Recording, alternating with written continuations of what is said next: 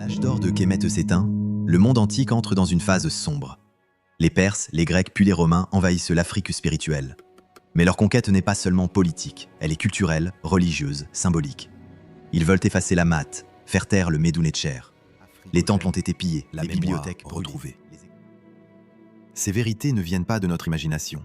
Elles viennent des papyrus égyptiens, des fresques antiques, des chroniques sacrées et des recherches africaines menées par des géants comme Cheikh-Anta-Diop. C'est le premier roi de la terre. Cet homme a des traits, si vous voulez, plus, comme nous disons, vous m'aviez dit tout à l'heure de ne pas employer un terme, mais sur le plan scientifique, c'est un terme consacré. En tout cas, il a des traits de la race noire plus marqués que celles de presque tous ceux qui sont ici dans cette salle. Théophile Obenga. Pays étrangers. Donc c'est en Afrique, à l'avenir, ce sera en Afrique que beaucoup de pays étrangers, sous qui nous sommes aujourd'hui, viendront chercher le bonheur. C'est-à-dire que vous nous ferez... Que ce bonheur tarde donc à arriver. C'est-à-dire le bonheur des autres ou bien votre bonheur à vous? Viendront chercher leur bonheur à eux, en Afrique. Oui, donc vous faites leur bonheur, pas votre bonheur à vous. C'est ce que je dis. Qu'est-ce qui fait donc que l'Afrique serve toujours de bonheur pour les autres? Mais parce qu'ils veulent.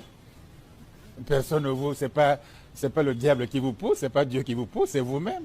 Si je suis ministre, je signe le contrat pour être contre l'Afrique, je le sais, puisque j'ai 10%. Hein?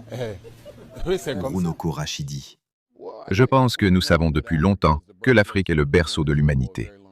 Cela remonte au moins aux années 1930, avec les découvertes de la famille Leakey, puis, plus tard, avec les analyses ADN qui sont venues le confirmer. Dans les années 1980, en particulier, des études sur l'ADN mitochondrial ont conclu qu'il existait bel et bien une femme africaine considérée comme la mère de toute humanité. Et ces anciens Africains ont alors commencé à migrer et à peupler le reste du monde. Des vérités enfouies, cachées, volées, mais jamais détruites. La mémoire africaine ne s'efface pas, elle se relève. Quand l'âge d'or de Kémet s'éteint, le monde antique entre dans une phase sombre. Les Perses, les Grecs puis les Romains envahissent l'Afrique spirituelle. Mais leur conquête n'est pas seulement politique, elle est culturelle, religieuse, symbolique. Ils veulent effacer la Math, faire taire le Medunetcher. Les temples ont été pillés, les bibliothèques brûlées, les écoles de mystère interdites. Car derrière chaque hiéroglyphe se cachait un savoir capable d'éveiller les peuples. Et ça, Rome ne pouvait l'accepter. La Rome impériale s'inspire de Kémet pour créer son propre système impérial. Mais en surface, elle condamne tout ce qui est africain. Elle vole les symboles, détourne les rites et remplace l'héritage nègre par l'image d'un empire blanc. C'est le début de la falsification historique. Avec l'arrivée du christianisme impérial, l'Africain devient l'effacé. Rome impose une nouvelle chronologie. Elle efface les origines spirituelles noires. Et ce qu'on appelait sagesse africaine devient, dans les livres occidentaux, mythologie païenne.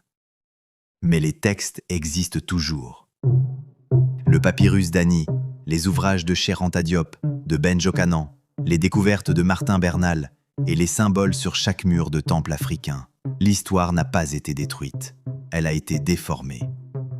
Africogène n'est pas une fiction, c'est un cri de mémoire, une reconnexion à la Math, une reconstruction de notre vérité, celle que l'histoire officielle a tenté d'ensevelir. Voler notre passé pour contrôler notre futur. Mais nous sommes de retour, et cette fois, nous racontons nous-mêmes notre histoire. Africogène.